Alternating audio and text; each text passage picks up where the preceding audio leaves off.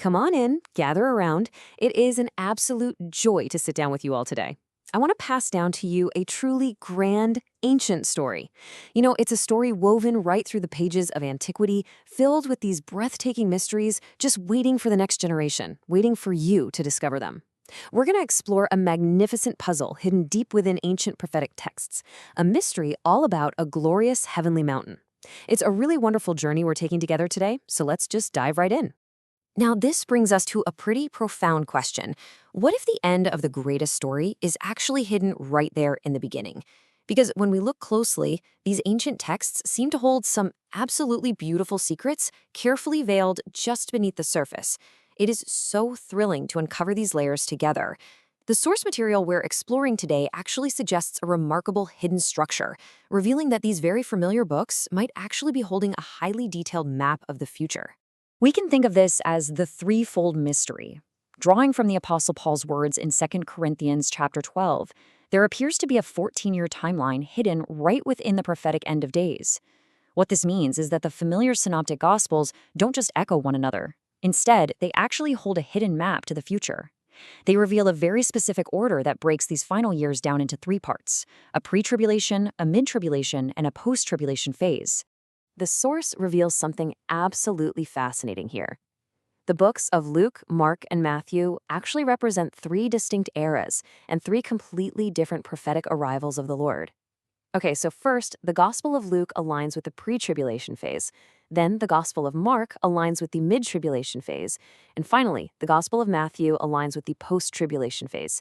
It is this beautifully structured timeline where the first is last and the last is first. Uncovering this specific sequence literally changes how we view these ancient accounts. So notice how this contrasts two very different arrivals. On one hand, we have the widely known post-tribulation arrival described in Zechariah 14 and Revelation 19. This is that famous moment where the Lord's feet touch down on the Mount of Olives, leading up to the great battle of the winepress. But on the flip side of our comparison, the source points to a completely different, totally mysterious arrival that happens right in the middle of our story, the mid-tribulation arrival. To really understand this hidden middle arrival, we actually have to travel way back in time. Section 1. The Ancient Dream. Picture this. Back in the ancient past of Babylon, King Nebuchadnezzar had this deeply troubling, magnificent dream of a towering statue that represented earthly empires and ages. But the ancient words of the prophet Daniel describe a sudden, dramatic shift in this dream. Daniel chapter 2, verse 34 reads, "Thou sawest till a stone was cut without hands, which smote the image upon his feet that were of iron and clay, and brake them to pieces." So a mysterious stone, entirely uncarved by human hands, descends and strikes the statue directly on its 10 toes, bringing the entire massive structure of earthly power just crashing down. Now, the absolute crucial point here is what happens to the stone next. The source emphasizes that this isn't just a brief little event. The ancient text says that the stone that struck the image actually grew, and it became a great mountain, expanding to fill the entire earth. It's such a beautiful image, isn't it? Something seemingly small growing to encompass literally everything. This tells us a magnificent truth about our story today. This arrival isn't just an individual coming down to place his feet on the Mount of Olives. No, this king arrives in the massive, awe-inspiring form of a great mountain itself, which naturally brings us to the foes that this mountain will face, perfectly aligning with that mid-tribulation phase we talked about. Looking over at Revelation chapter 17, the Lamb makes war against the beast and the 10 horns. And the source draws a direct, fascinating line right here.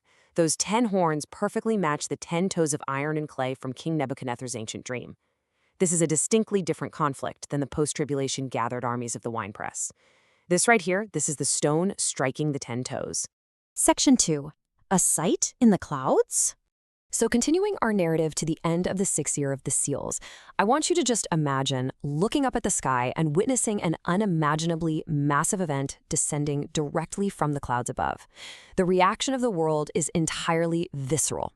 Revelation 6 tells us that all people cry out to the earthly mountains saying, "Hide us from the face of him who sits on the throne and from the wrath of the Lamb." Now, why are they hiding? Because they're seeing a literal massive mountain descending from the heavens to defeat the beast and the 10 horns, just exactly as the Gospel of Mark prophesied the Son of Man appearing in the clouds with great glory. And this brilliantly illustrates exactly what that great stone from the dream actually is. It is defined here as heavenly Mount Zion. It is not just a mere rock of judgment. No, it is a prepared paradise. The source reminds us of the beautiful promise in the Gospel of John chapter 14, where it was promised, "I go to prepare a place for you." Well, heavenly Mount Zion is that very place. It's paradise itself, descending from above, arriving in the clouds to conquer darkness and fulfill an ancient promise. Section 3. The Great Gathering. When this heavenly mountain descends into the clouds for all the world to see, it isn't just arriving for a battle. It is a magnificent rescue operation. Revelation describes a great multitude being caught up into this descending paradise, which is deeply rooted in the 8th year of this timeline found in Zechariah chapter 8. So who exactly is gathered? It's the mid-tribulation multitude, right alongside the true house of Israel and the house of Judah. And the purpose is profound. It's for salvation, for the Lord to dwell in truth amidst his holy mountain, and to begin the beautiful process of rebuilding all that was destroyed, including the temple. It's just an incredible moment of profound rescue and restoration. But my young friends, as I pass the story to you today, I really must pause to share a gentle yet totally vital warning that the source highlights from Luke chapter 21. The text describes a time of bewilderment that will actually act as a snare upon the earth. The world, getting all caught up in the cares and drunkenness of daily life, is going to be caught completely unawares by these massive, world-altering events. And this is exactly why the narrative so strongly emphasizes the importance to watch, to pray, and to be mindful. You want to make sure you are not caught off guard by the snare. Because the confirmation of this glorious event is truly everywhere, if we just know where to look. We find breathtaking confirmation hidden right away in the ancient apocryphal book of 2nd Esdras. Chapter 13 perfectly harmonizes our entire story, stating, "Zion shall come to be made manifest to all people, prepared and built, a mountain carved without hands." It's amazing. The ancient dream of the stone in Babylon and the heavenly mountain of Revelation are woven together into one beautiful, undeniable tapestry, which leaves us at the very end of this epic story with one final lingering thought. As we uncover these pieces together, I ask you all to really reflect on this wonderfully structured ancient map. When the mountain carved without hands finally appears in the clouds, bringing paradise with it, will you be ready to join the great gathering?